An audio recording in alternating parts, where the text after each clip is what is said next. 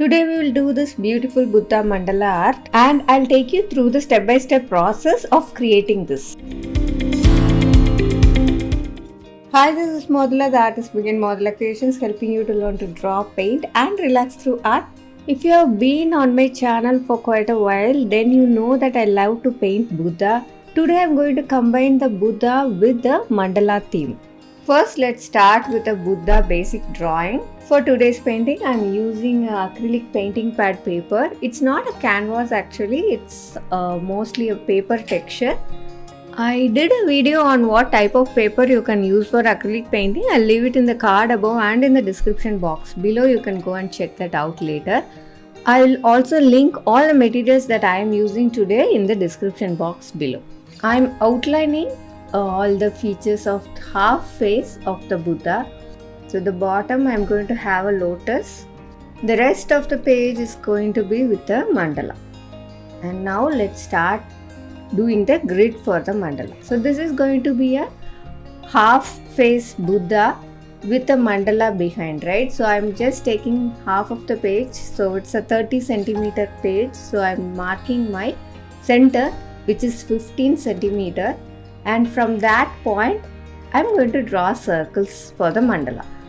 For the circles, I'm not going to measure any radius. It's just out of my intuition I'm doing it. It could be of any width. Do not worry about it. Just go with the flow.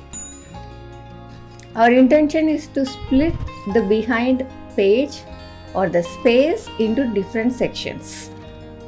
So that is the longest I can get with my compass. For the rest of the area, either you can freehand draw circles right from one corner to the other, or you can use some other methods to draw bigger circles. Here I'll teach you one easy method of doing the circle. Just take a cotton thread. This is a normal stitching thread. You don't want to take any woolen kind of a thread because it will stretch. So you want something which does not stretch. Cotton is very perfect for it. Just measure how much ever you want. Take it doubly so that you can have your pencil and the compass. So for drawing the circle, first tie a knot and on one edge put the compass and on the other you can have your pencil. So wherever you want, you have already knotted it. Just a very simple knot. I am using a very thin thread. You can use a thicker thread if you have one. I was just using whatever I have in hand here now. Just holding it like this, you can draw bigger circles. So you can draw any big circle with this method. The second circle I'm going to draw is again I'm going to put a knot before the first one. So I have taken the longest possible circle for the first, and for this it will be a little lesser radius. So keep doing it until you are comfortable. If not, you can do it with free hand, no problem. But if you are very tensed in doing circles, this is one of the best method to do. For designing the mandala, I'm going to go and design each of these blocks. So for example, the first one I'm doing it fully, but for the rest I'll be just doing half of it or one of it. I'm just going to see how these designs fall together. As of now, I'm just using a pencil to do this. We will ink it up later. So continue to design your mandalas. You can actually split if you want to have smaller areas. You can split it. You can split your circles. Have some smaller circles, have some larger ones so that you can have different kind of designs in each of it. If you are new to my channel, I do post video tutorials like this one, product reviews and much more on my channel every week. So do subscribe and also click on the bell icon so that you get notified whenever I post a new video. So as you can see, the first circle alone I have designed it fully with a pencil, and as I go towards the edge, I'm not going to do the entire thing with a circle. I just wanted an idea of how it is going to look. So I would do just 2 or 3 designs and I will keep moving to the next set of designs. So slowly start designing each one of it. Most of the designs that I am doing here are leaves and flowers. I want to keep the theme like that for this particular painting because it is associated with Buddha. Mandalas are very intuitive ones, so design as per your desire. There are no hard and fast rules that this design should come first or this pattern should come next, nothing. So it is all up to you to design your own mandala. So feel free to design anything of your choice. Now I am going to ink this up. For the Buddha and the flower, I am going to use a thicker broad marker, which is a permanent marker. Of course, you please choose to use a permanent marker and not a water-based one. And then for all the inside parts, I am going to use the other micron pens, which actually has a number associated with it on the top. So here you can see it as 1. There is different widths to it. You can use anything of your choice. So here I am using a number 1 micron pen to draw all the circles. You can use the same method or you can draw freehand like this. So it completely is up to you on which method you choose to draw your outside patterns. For the inside, I will be using 2 or 3 different pens, the size 1, size 08 and maybe a 05 pen, and start designing the internal designs inside each of these circles. So as you can see, I am not actually going exactly on my pencil marks. So when I am drawing with a pen, I tend to adjust the directions of the designs or the design itself. So that is how I work. If you are not very confident in doing the designs directly with a pen, go ahead to do it completely with a pencil and then ink it up.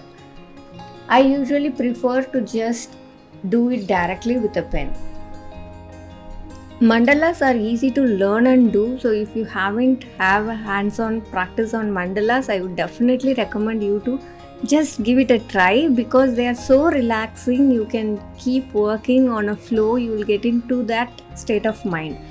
So just try it out and do not select a very large piece initially. Do it on a smaller paper or a board, whichever you are comfortable with, and do try this. So I am going to draw each of these designs separately. It will take a lot of time for finishing a mandala art because we are working on each of these areas separately and we are also going to include details inside each of these areas, right? So it is always going to take a lot of time, and depending on the size of whatever you are choosing, it definitely the time is incremental. Like if we are working on a larger canvas or something like that, it's going to take a very long time to finish. So have patience. You need not just do it in one sitting. Just allow yourself to relax when doing this. And you need not even do this in a single session. It will take a couple of hours. So just break it into hourly or 2 hourly sessions and work like that. Actually, mandalas means circle. So it's seen all around us in different forms. We can see it in architecture, in science, or in art, or most probably in nature too. So this circle happens in universe, in elements of universe, everywhere. And mandalas can also be seen in 2 completely different ways. One as an outside or external visual representation, that is the representation of universe and its elements. Or the second way is to understand it as internal guide or as a path to your spiritual journey, where you start from the outside and slowly move towards the inside core layer by layer. So you can decode it in any way as you wish or as you feel. Similarly, when creating mandalas also you can do the same, like you can represent external elements or inside, or you can even create mandalas for specific purposes like meditation or healing. In this mandala, I am trying to create it related to Buddha, so I am using external elements such as flowers or leaves, which actually represents natural elements. I want to bring in these natural elements because this is how we and nature exist on the same planet, right? We coexist. So that is what I would like to bring into this painting. One thought for me is coexistence is happening and will continue to happen, no doubt about it. But are we really compassionate towards nature? Are we really respecting each other? It's a big question mark. The idea behind is that we have to coexist and also live harmoniously with nature. That is why I'm bringing both these elements together. Same way, when you are creating your own designs and patterns, just think about how you can bring out your ideas into mandalas. After finishing the entire design with pen, I'm starting to fill this up. So I'm thinking about 4 colors, black, white, plus 2 more colors to go. So that I'll decide it after I finish the filling. So first for the white and black, white we have lot of white spaces. So some of it I'm going to fill it with a black. I'm using the same micron pen to fill the areas.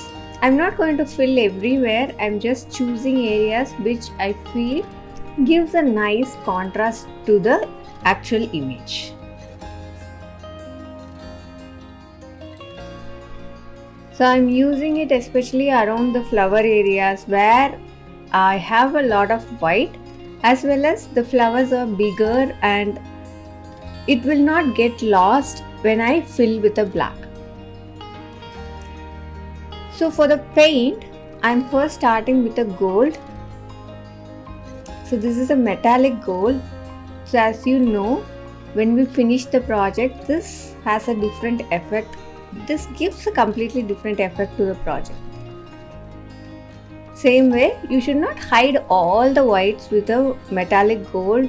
It will just reduce the importance of what we are doing. So here we wanted to emphasize on the Buddha, right? So if you have so much of gold at the behind mandala, it would definitely will not have an emphasis on Buddha. So in this case, I'm using it on the lines or the thinner lines where it will not occupy too much of a space for gold.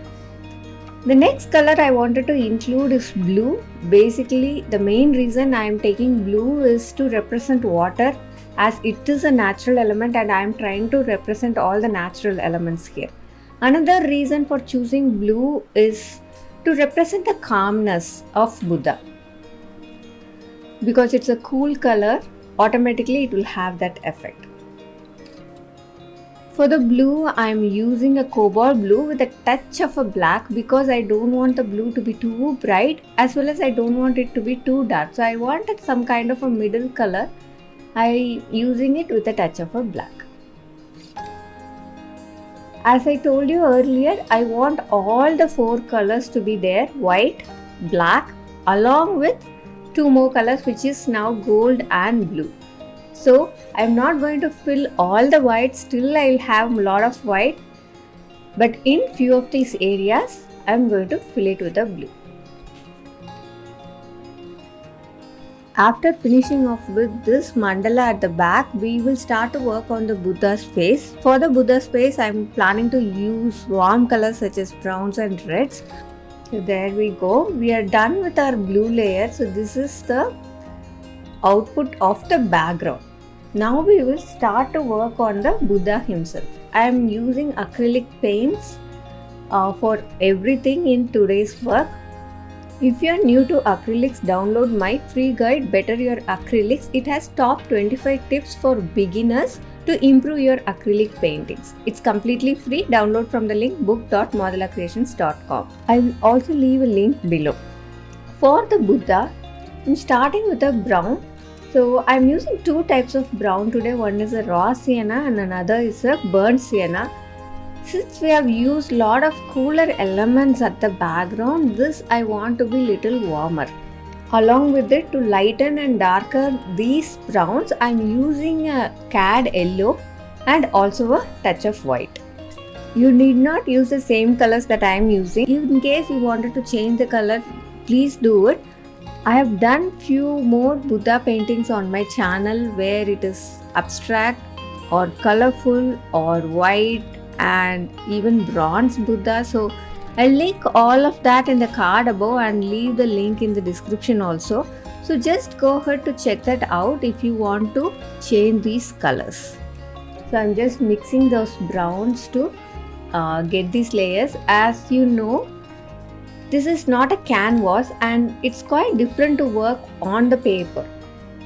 If you have already used to work on canvases, you will definitely find it very different at the first time when you work on acrylic papers, because the absorption rate is so high, it will immediately dry. So you'll have to work little faster and you'll have to work little differently on these acrylic papers. So I'm going to work in layers. The first layer I have just defined the light and dark to get an idea of how the colors will turn out.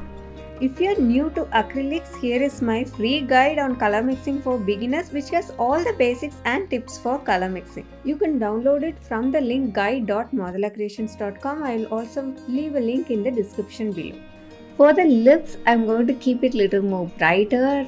So I've added a touch of Scarlet Lake, which is a base of red. So which gives a little more difference to the lips than the face or the skin color. Now let's work on the eyes. I'm just using a black to do this. No other colors are included. First I'll outline the eye. You can go ahead to use the smallest brush that you have and just drag it along. And let's fill the center part with the black itself.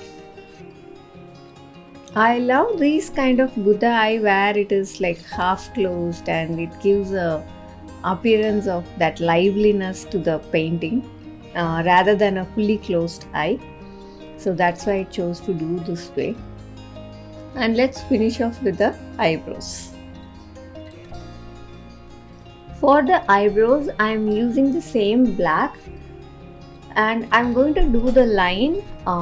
The thickness of the line is going to be little broader in the center and narrower at the edges.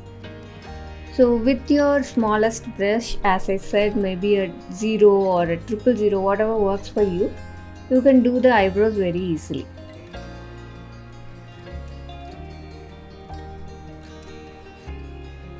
So I'm just making the center little broad, and when I come towards the edges, maybe a right edge or the left edge, I'm just going to have it as a very thin line. The same colors we will use on the ears to finish it up. So we'll have both the highlights and the darker shades the same way as we worked on the face. As I told you, here also you'll have to work in layers. The first layer alone will not be enough when you are working on this kind of a paper. So the first layer, as usual, you will just define the light and darks, and then you will come over it to define your highlights and the very darker areas properly.